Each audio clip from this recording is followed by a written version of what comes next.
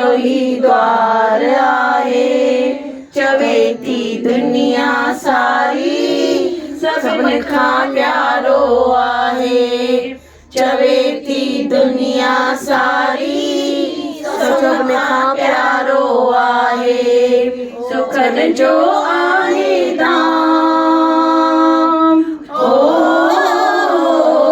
सुखनि जो आहे धाम, असांजी भारत तई बाबा हरदास राम, असांजी भारत तई बाबा केलाराम साईं, असांजी भारत तई तुंहिंजा आहियूं गुलाम,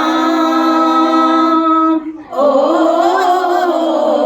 तुंहिंजा आहियूं गुलाम, असांजी भारत तई बाबा हरदास राम, असांजी भारत तई। बोलो बाबा हरदास राम साहिब की जय। डेली सुबुह शाम पंहिंजी भारत कंहिंखे ॾियूं, बाबा खे। भई असां उन्हनि जा ॿार आहियूं, उहे असांखे संभालींदा जीअं उन्हनि खे खपे। जीअं जेसिताईं माता पिता हूंदा आहिनि ॿार खे टेंशन हूंदो आहे छा, भई सुभाणे मुंहिंजो छा थींदो, सुभाणे मूंखे खाधो मिलंदो, तीअं असांजा गुरू वेठा आहिनि। असांखे काई ॻाल्हि जी चिंता न करणु खपे, सभु उन्हनि ते छॾणु खपे। थियो ईअं पाण चवंदा आहियूं भई तुंहिंजा आहियूं गुलाम, चयोसीं न। पोइ गुलाम सोचंदो आहे छा, भई मां इहो कमु न करां, है न। जीअं गुरु नानक साहिब बाले मराने खे चयो वञो वञी करे मुर्दो खाओ, त मर्दानो चए कीअं खाईंदासीं, छा खाईंदासीं, माना हे मुर्दो खाऊं। सवाल जवाब पुछे पियो, बालो वञी करे सिधो पुछेसि थो किथां खावां, सिर खां खायां या पेर खां खायां, बराबरि। त कंहिं उनजो वचन पालियो, पालियो। मर्दानो सवाल जवाब कंदो हो। त असांखे जेको हुकुम मिले, है न, असां उन ते पालन करूं, सवाल जवाब न पुछूं। असांजे मन में डाउट न अचे भई बाबा कीअं असांखे संभालींदा, उहे पाण ई संभालंदा जीअं संभालणो आहे।